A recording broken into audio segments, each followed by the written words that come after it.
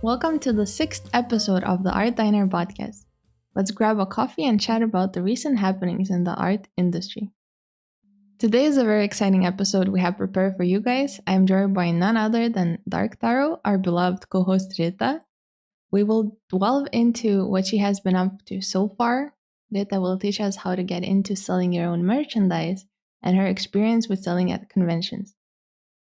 I don't know about you guys, but I cannot wait for this information since I always wanted to understand better on how this stuff works.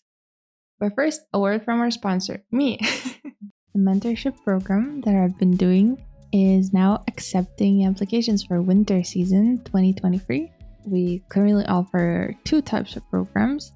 If you're someone who is starting out or someone who feels like they aren't yet ready to take a big illustration project, we offer a one-on-one fundamental sessions. And if you're someone looking to make a banger portfolio piece and expand your knowledge on thumbnailing, storytelling, rendering, and many more subjects, we offer a one-on-one illustration-based program. Every week we do a private 2-hour call as I feedback and support you through the task given, share any tips, and chat about the industry. And every mentorship comes with a portfolio review at the start as well. So head over to ivetto.net/learn to book your spot. Limited spot availability, so don't wait too long. The link is, of course, going to be in the description below, like always. And I think it's time to get into our first segment. Welcome. It's been a long time. Is it? How many years? 10 years. A year, maybe. So how are you and what have you been up to? I'll just be very short. I'm recovering from a burnout again. Very common for me. Yeah, the biggest event, I guess, is just setting up my own art studio that is going on for me. Setting up my studio, and I've been to a couple conventions, which is thematically appropriate for this episode to talk about. Mostly, I'm into getting back to my full-time job and actually setting up my online shop soon. Oh, that's exciting. How about you, Veta? Haven't heard from you in a while, allegedly. I'm okay. I've been doing these mentorships on the side and trying to get back into social media as well. Just with the podcast, taking it on like a smaller scale. You know, the episodes are shorter. Yeah, but at least I can keep up with weekly posting. You know. Are you okay with your routine? Because like you've been posting a lot. I've noticed recently, and yeah. So far I've been okay, but you know, time will tell. Usually, you always start better off than later, but yeah, we will see. I hope for the best. You know, always. yeah. Fingers crossed for you. Who was that? Something Emilson something. What's his name? Emmetson? Evan Names. You know what Emmetson? Yes. You know who I'm talking about. Back in the day, he used to have the daily drawing challenge, and I think he talked about it in an interview how it got really hard, but he just kept through it. You know, it doesn't matter if he's tired or it's like 5 a.m., he would just make that drawing, and I have no idea how he did it. Like, it's just beyond me. If it's 5 a.m. and I'm too tired, it's like, I'm gonna go to sleep. Yeah, it's dedication, right? And somehow I think it's more about like you not wanting to break a promise that you made for yourself. So I think that's the thing, you like hold yourself accountable instead of other people holding you accountable. And I think for someone like him, like on a bigger scale, you get this other factor of like having a lot of fans. He doesn't want to upset them either. Maybe they wouldn't be upset if he missed something, but in his head, like that's the scenario, right? So Maybe. I think that's how it goes. So I'm really excited about this next segment. First of all, I want to go back to the roots and ask you how you got into making the merchandise in the first place. Back to the past. It's funny, actually. I was thinking about it, and I think it's almost like 20 years since I first started making merchandise. I don't remember the year exactly, but there was an event called Now Japan here in Vilnius, Lithuania. Yeah, it was an event. I used to host these events as well. Well, host the not the whole event, of course, just the artist alleys at some point. Mm-hmm. I didn't check the years. However, Like 2011, probably, right? no, that was the last one. 20, that's the thing. Uh, 2011 was the last one. It was, no, it couldn't have been. I've been to 2013 one. That was my yeah, first Now Japan, I think. 2013. yeah. It was after I came back from the UK, and I was not organizing Artist Alley anymore. I was just a participant. Oh, you meant 2011, like last time you organized it. Sorry, sorry. Yeah, 2011 was the last time I organized it because I went to Mm. Britain, and no conventions for me for like 3 years. Mm-hmm. And 2013 is when I came back and we met at Now Japan. And Yeah, you had actually. merch. You I had merch did. back in the day. I was a small baby, but I was trying out with the merch as well. I always like I don't know, back then there weren't that many artists. I didn't know how to find the information. Like now there's so much information. Everyone's like, this is how you do it. There's like YouTube whole channels for them just vlogging like how they're doing the business and you know Yeah. sending the stickers, making them. Back then, it was just like, okay, how do I do this? Back in the day, I had no idea. It was so long ago. That's what I mean by, let's say the year is 28, 208, right? Let's say maybe Hmm. it's 206. Who cares? Before we met, I used to have other friends, believe it or not. And yeah, since we're having this Now Japan event, which used to be called Koi Cosplay, actually. Hmm. It's a whole other topic about conventions in Lithuania that we can have someday. But me and my other friends who decide to table there, the first thing you think about is stickers. For some reason, stickers was like, I think small prints also was a thing, but stickers is something I remember most vividly because all of my friends and I we were making stickers. And the way we made stickers was very funny because we didn't know how to do it properly. We just knew Hmm. how to draw with Photoshop, for example. Cool. And I used to draw on CS7, I think, on my 256 RAM computer. This is important. This is important because the way we figure out how to do these stickers in the cheapest way possible, without printing at home, was we go to these print shops. They tell us, okay, we have these A2 sticker sheets.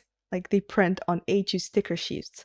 So, what happens, in a professional environment, you will make basically in Photoshop a sheet or a sticker. You will size the sticker. Maybe you Hmm. will make an outline and you send it to the company, and the company is gonna turn it into a vector. Or you make a Mm. vector of the outline yourself. It really depends. Nowadays, the companies do most of the work for you, but we'll get into that.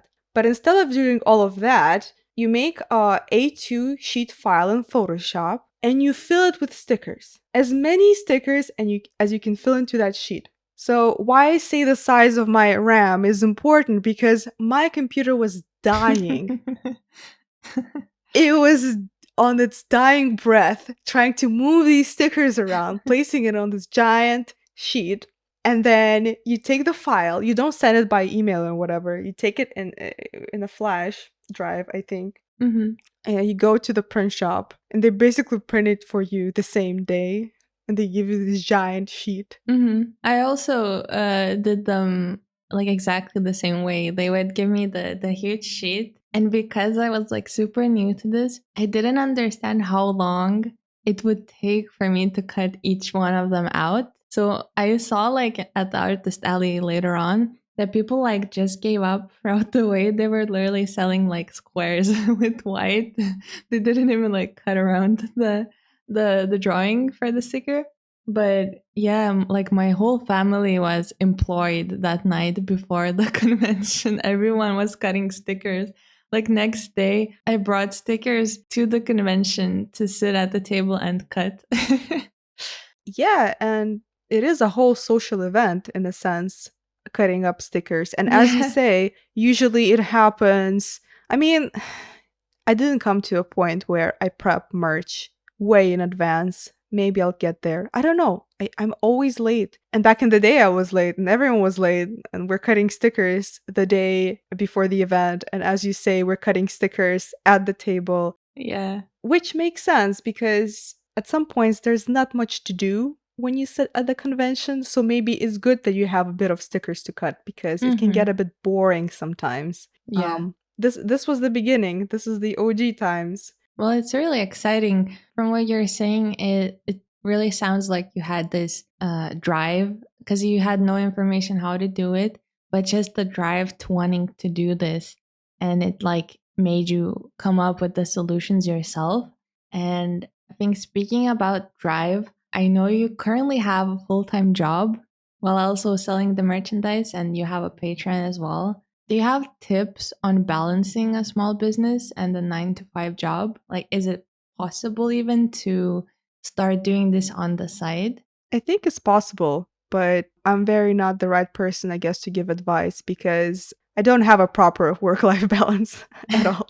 Oh, But I think it is a sacrifice because people who do have maybe a more balanced life and who do put more work into their, hmm. I guess, side businesses, they're very consistent in what they do. And I guess they have to make sacrifices along the way because a lot of it happens on the weekends, for example. Mm. Doing a lot of things after work is really, really hard. So the answer is it is very much possible, and a lot of people do that, and this is how they start things up. However, once the business becomes big enough, a lot of people quit their jobs Hmm. because I'm not saying even big enough, it's just they feel the potential that is growing.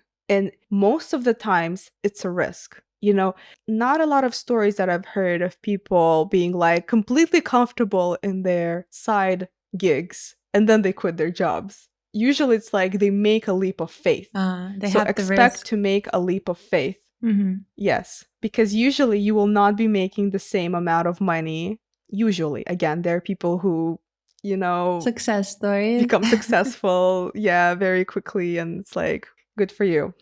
Good for you. Um, but I feel like for the majority, it is a leap of faith. Mm. But I think that it's a leap of faith worth taking. If you don't have any responsibilities, like children, for example, or renovations that you promised your family, like for me, then go for it. Like, if you feel like your business is going somewhere, if you have the drive, Yeah. as we say, if you have the drive, you have the passion for it, because merch making is very much a passion thing, and you will know it when you have it. Hmm. You will know it because if you're just spending your time making like a lot of time making sure that your stupid stickers look perfect, even though you will earn so little from them, maybe even you will earn less than you put the work in, because a lot of these sticker companies can become very expensive and there's a lot of error involved, so a lot of stickers that can become unsellable, you know what I mean? Hmm. So trial and error can become very expensive. But if you're in the mindset to sort of ignore that, that means that you're passionate about your merch. Yeah, that those words I think are very inspirational for many people who would like to begin. As someone who has already been through all of this, right? And that person to say that it is possible. It is hard, but it is possible. It's really, I think, inspiring for the beginner. And let's say that like I'm a beginner, right? I always see these artist alley booths filled with various goodies, like stickers, buttons, or prints, t-shirts, and it all seems so overwhelming for someone who wants to begin. So, do you have any recommendations which merchandise type is best to start with? Or would you recommend starting with a lot of different types, but in low quantities? It really depends on your passion and budget. If you say you're overwhelmed, then definitely just pick one that you want to do. Prints is just the most obvious thing that comes to Mm-hmm. mind because usually we start out from drawing illustrations. You don't start out drawing merch, usually. Again, maybe some people become artists just to make merch, you Yeah. know. So for those people who don't start off as artists who draw merch and just draw illustrations, make prints. And I do suggest for people who are starting out, if you're just starting out, okay, you can use a printing service, especially if you have it locally. Like a small print shop, or even those print shops that are, like we have Office Day or something. Mm-hmm. These kind of shops, like someone can say, "Hey, Rita, but the quality is shh, it's okay. We're just starting out, okay? We're just dipping our toes in." And these places are usually pretty affordable, right? Mm-hmm. So you don't have to buy a printer. You basically go there with your USB, you make as many copies as you want. Start with small quantities as well. What would you recommend that like a small quantity would be like? 5 to 10 prints each. Oh, okay. And for stickers or buttons, what would you recommend? Same. Ah. Absolutely same. I know it doesn't sound a lot. Yeah, again, it really depends of what you're planning. I would also advise to start with drawing fan art. Mm-hmm. As a person, because as a person who's okay, I'm not gonna take pirates into account. I don't usually draw a lot of fan art. That's what I'm making this disclaimer. Usually, I don't draw a lot of fan art unless I get burnt out and get into a fandom accidentally, okay? Usually, I don't. However, when I was starting out, we all started out with drawing stickers of fan art characters. And it was always a bit of a competition, not a competition, it was a guess. It's like, what is in fashion? Like, what is trending right now? Mm-hmm. Obviously, I recommend drawing whatever you're passionate about, what you love, the shows you love. However, if you want to feel the taste of money, we're not talking big money here. We're just talking about starting out and just feeling the taste. Because it's always nicer to go to an event and actually sell something instead of going to an event and not selling anything. Mm-hmm. So, if you want to be sure to sell something to get money back from your input, look at what is trending, you know. Yeah. However, some things that are trending may not sell as well. But let's ignore that. Just look at what is trending, and maybe what is trending is actually the same thing that you like. Mm-hmm. Let's say what is trending right now. So, for example, a thing that is trending right now is Genshin Impact, has been trending for a couple of years now. Mm-hmm. If you go to any convention, you will see Genshin Impact fan art, and people say that, it sells well. Spider Man, for example, it's trending or was trending. Barbie is trending right now. So, Yeah. um, let's say Comic Con Baltics or MCM London are in October. So, I don't know, make sure to make some Barbie merch if you want to try things out and see if it sells, as an example. Again, look at fan art and things that you like from fan art and try making a few illustrations of prints of that. But also, you can sprinkle some of your original art to see how that goes. Basically, we're just trying things out. Mm-hmm. And when you started, when you were that beginner, did you have any type of struggles with this business, or did it instantly like start making a pace and went smoothly? No, never went goes smoothly. When does it ever go smoothly?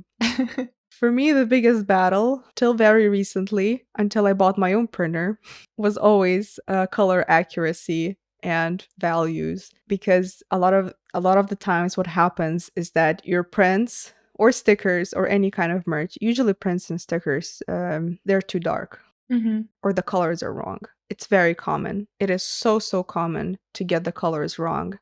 When you order prints from certain companies, you start to learn the settings. So you start to prepare prints for particular companies. So, for example, I print at company X, and I know that their reds are usually very bright, or I know that, I need to make value settings, make things lighter, this Mm-hmm. certain amount. So, for a while, I found a company that I could print smaller amounts of prints. To this day, I try not to print more than 10 prints Mm-hmm. unless I know that the print is popular, because after a while you will recognize which of your prints are the best sellers and which are not. And if you find a print shop that is okay with printing 10 copies each, and again, not all of them are okay, because if you can imagine, you're a small creator and you come there and it's like, okay, I have 20 different drawings. Can I have 10 of each, please?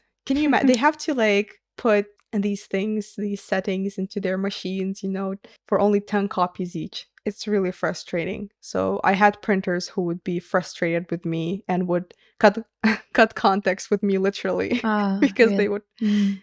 they would get fed up with my requests, because it's like, we're a serious printing company and you come here Yeah. with your tiny orders. But even if you find a printing company that is very friendly, I'm working with people who are very friendly. They print my small quality prints. I never have issues with them. However, it's still very annoying when you have to do these tests and you send the file, you do tests, you get the files back, and it's just this annoying back and forth that is happening. Mm-hmm. Whereas if you have your own printer, you just do the test on the go, and it's like, oh, I can just fix it right away, and in a couple of seconds you have a better looking print. Yeah. It's just so much more satisfying. Also, I want to add that most printing companies specialize is in commercial printing. What it means is that they have these professional printers for like magazines, Mm. these giant Mm. machines that run Mm-hmm. very, very fast. Yeah.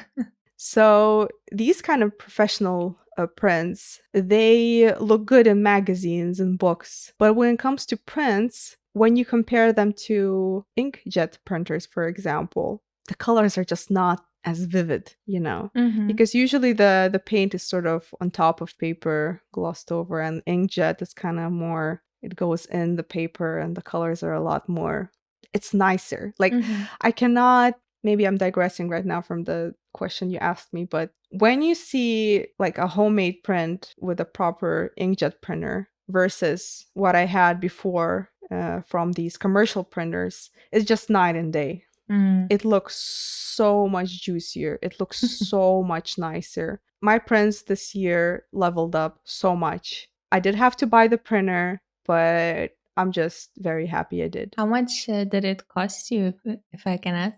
Yeah, so I bought it probably a year ago at this point, and it was close to 600 euros. Mm. But now the prices are up. So I think if you buy it in Lithuania, it'll be close to 700 euros or even 800. Mm. But I think if Mm-hmm. you buy it from Amazon and if you're based somewhere else, I think you can get it cheaper. But yeah, this is where we get to, I guess, investment part. But coming back to sort of starting out, you can start out buying a cheaper printer as well. For example, I recommend Epson EcoTanks. Mm. Every printer has their own issues, but why I recommend EcoTanks is because instead of your regular cartridges, you have ink bottles to fill in. Mm-hmm. So basically, you have more ink and it Mm. lasts longer. Mm. And their series has a lot of different printers and a lot of different price ranges. So just buying a cheaper EcoTank, again, if you've leveled up a little bit, if you feel like merch is something that you want to invest into a cheaper printer. Yeah. And already that control that you get and the fact that you can make one print or two prints to test out, it's going to be a lot more satisfying, I think.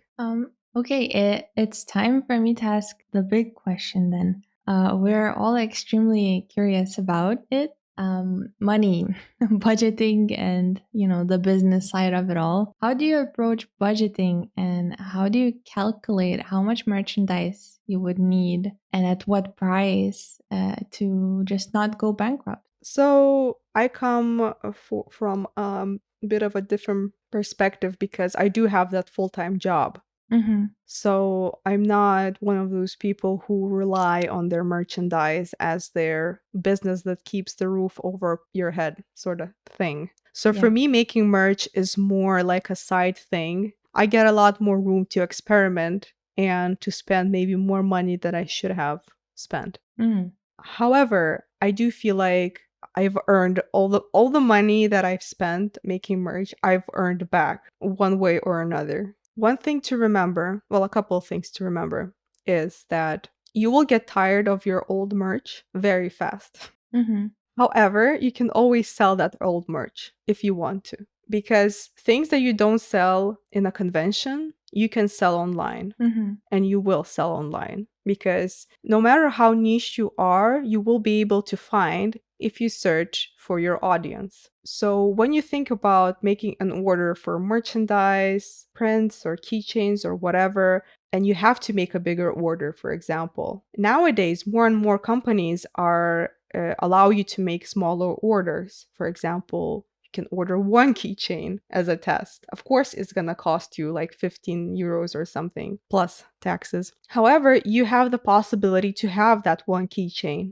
Mm-hmm. or 10 or 15. Yeah. So think about that. If you feel like it's going to be cheaper for you to order 50 keychains, you have to understand that in a year, you will be bored of them probably, or you feel like you want to make new merchandise. However, you will still be able to sell it at other events. Because one Mm-hmm. thing that people forget sometimes, they get very focused on preparing for one event, especially if it's their first event. Mm. And you make all the merch, you spend all the money, and the event doesn't go well. And you feel Mm-hmm. like you've lost a lot of money, but you haven't. You still have the product. You can still sell it. You can sell it at other events. You could sell it online. You still have it. So Mm-hmm. in the beginning, it may seem that you're pouring money into something that does not pay off. You can make more stickers than you sold at that one event, or keychains or whatever. So budgeting wise, just save some money up to splash it on various things like keychains and stickers and all that jazz. But be prepared for your first event to fail, basically. Mm-hmm. Looking at, for example, every event is going to have a table cost, right? Yeah. What do we need to think about? Table cost, and then cost of the materials. When you go to certain events, people sometimes forget that you need to feed yourself. And if you go to another country or even to a different city, you need housing Mm-hmm. or how to get there. So, are you driving by car? Are you taking a taxi? So, take all of this into account, right? So, let's say the table costs like 75 euros. Usually, you get a one chair. If you Mm-hmm. get a table, you get a chair. You don't have to buy a chair separately or anything. Yeah, so that's 75. Then it's like, okay, I need to take a taxi. Let's say I live in Vilnius and I don't have a car, or a friend with a car. I need to take a taxi. It's like 2 days in a row, there and back home. Let's say it's 20 euros a day Mm-hmm. with a taxi. Of course, you could take a bus, but let's say you're bougie like that. So add 40 euros to that. We have 115, right? Yeah, you can. I think you can sum this up as a transportation in general, right? Yeah. Mm-hmm. Yeah. So I'm making, let's say I'm very bougie, lazy, and whatever. I'm preparing for Comic Con Baltics right now, okay? Yeah. So I assume this expense breakdown that you're giving us right now is for Yeah. that convention here locally, right? Yeah. Yeah. It's a Mm-hmm. local convention that we have, and going there by taxi would cost you, from where I live.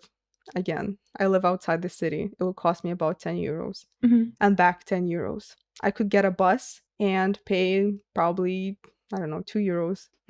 Yeah. So it depends on your cost. I say a taxi because also depends how much merch you have with you. Mm-hmm. I usually have a full suitcase of stuff. Mm. So if I didn't have a car, I would definitely get a taxi, but you do you.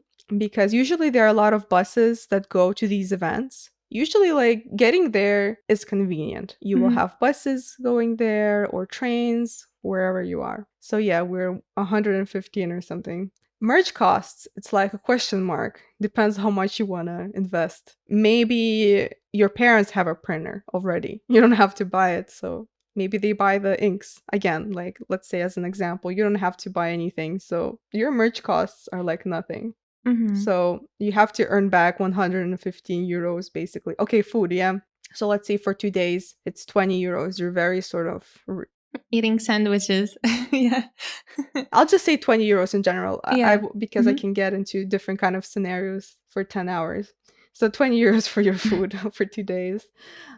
So we're 135, let's say. Let's say overall, if you're super lucky and you can make prints at home that your parents pay for, you'll pay like 150 or something euros that you will have to invest. Hmm. And when we hear all of these expenses, do you think it is worth the money and wise to sell in these conventions at all?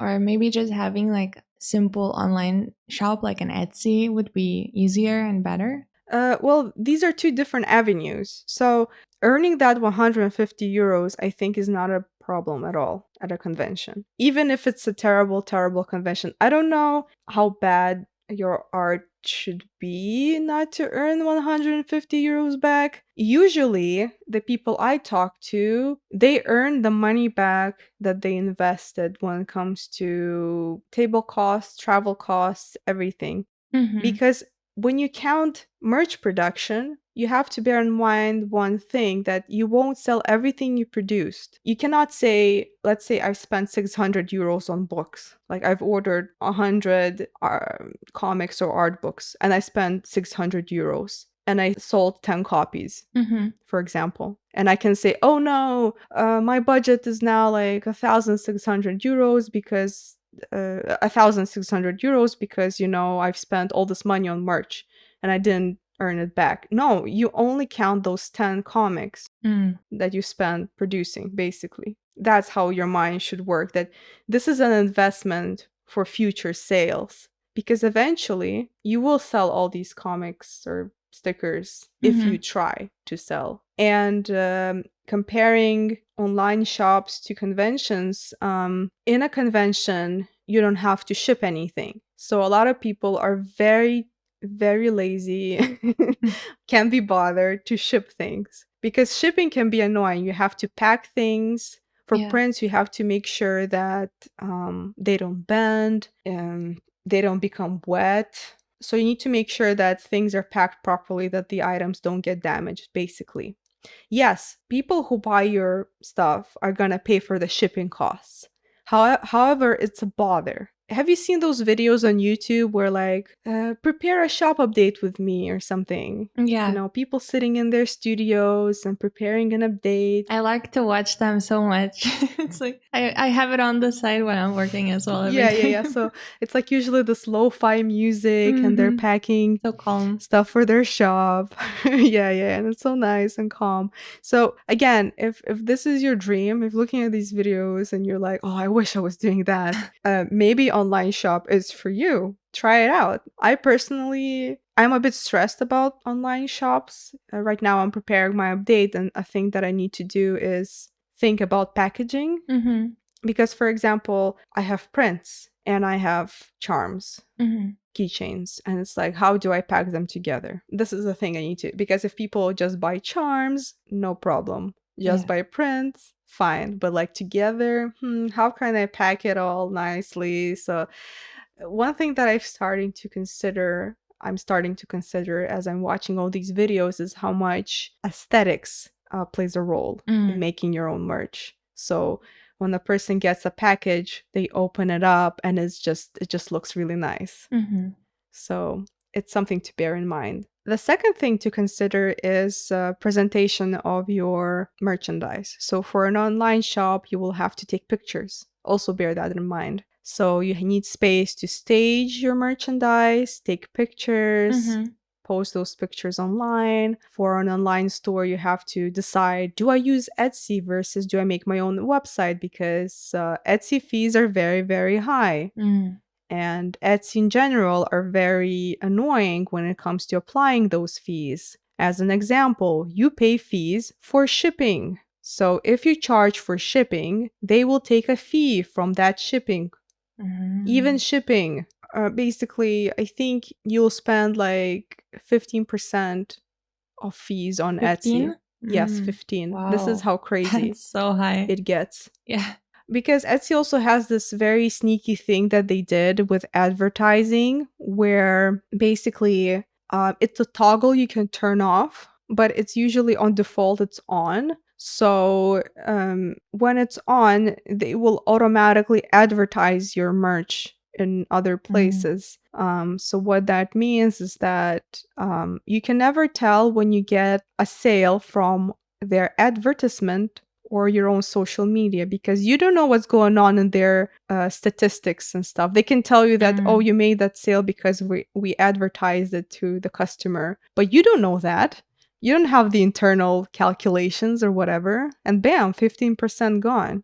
Mhm. So, if you can, I would recommend investing into your own website because at the end of the day, the majority of the clientele is going to come from your followers, you know. Mm.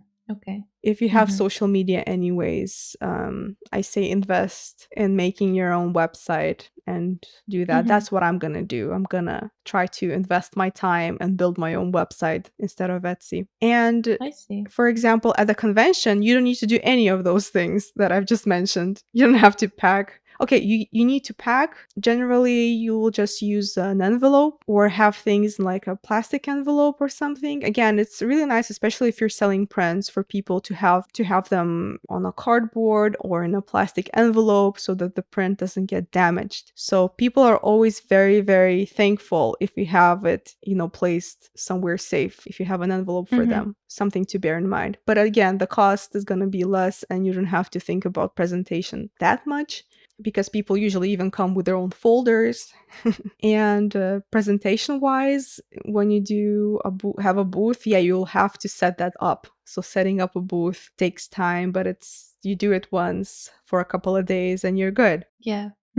So I say these are just two types of selling your things, and both have their own cons and pros. Oh, also for Mhm. a good thing about conventions is that you actually get to meet your fans. You get to Mm. meet and talk to people, you meet and talk to other artists. Yeah, that's probably the best part of it all. It's like Yeah. a fun event for you as well. Yeah, because it is very tiring. It really drains a lot of Mhm. energy from you. However, when you only sell stuff online, you do feel kind of lonely in a sense. Yeah, you talk to people online, but it's just not the same as meeting these people in real life. It's absolutely a Mm. different kind of experience. So I really do I love the act of selling in real life. I love receiving the money. And obviously nowadays we use a lot of card payments. Yeah. Do you recommend for someone who's like starting out selling to have a card reader with them? These days, you have to. Oh. Mhm. I don't know about Lithuania. I will check it out this year. Last year, I didn't have to at all because a lot of people just use cash in these events, or they're used to bringing cash to these events. Maybe one or two Mhm. people asked me about paying by card. Mm. The advantage of having a card payment in any occasion is because people usually run out of money, but in the moment it might sound evil, when it comes to marketing and stuff. In the moment when they see the thing they want, even though they run out of their initial budget with cash, it's like, oh, but I still have my card. So, and I have a card reader. What a coincidence.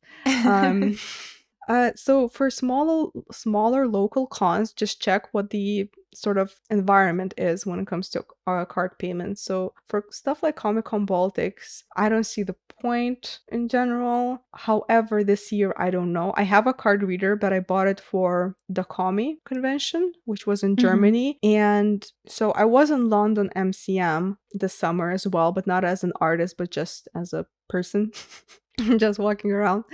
Everyone had a card reader. There wasn't a single person in the UK who doesn't have a card reader because everything in the UK basically is paid by card. Like card Yeah. is preferred to cash in the UK. Germany, on the other hand, people do prefer cash. In a lot of, Mm. not a lot of, but in some cafes, for example, you can only pay by cash. So this is a Mm. difference for you going to Germany versus UK. So in Germany, we did have a card reader. A lot of people paid by cash, by the way, but I've earned like 570 euros through card payments. So if I didn't have a card reader, then maybe I wouldn't have made that money. Just saying, for bigger Mhm. conventions, do invest into a card reader because it costs like 30 euros maybe. You will make that money out.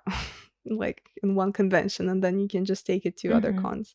Card readers do take payment. There is a small percentage. Like if you use something like SumUp, they will take a small percentage. You will have to register as a person. You'll have to send them your details, like Mm, photos of yourself and your legal documents. So just saying, something to be prepared for. I see.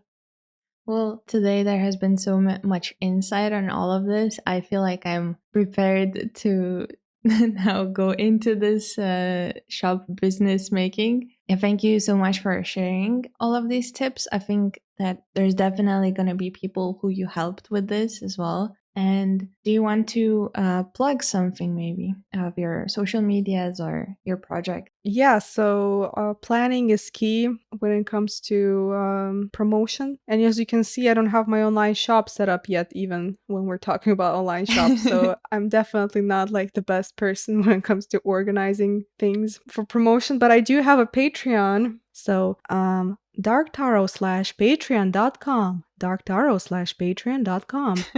Support me You're a now. professional at this. Yes, I'm using my chest voice just for this. Add darktaro/patreon.com. And you're Dark Tarot on everywhere, right? So, Yeah. as always, like links will be in the description. And yeah, thank you so much again. Thank you. Thank you for having me and maybe having me in the future. I don't know. That wraps up our episode for this week. And guys, if you have any topic suggestions or ideas, please share in the comments below. Drop a like on the video since it helps us reach more listeners. Thank you for sticking out until the end, and I'll talk to you in the next one. Bye.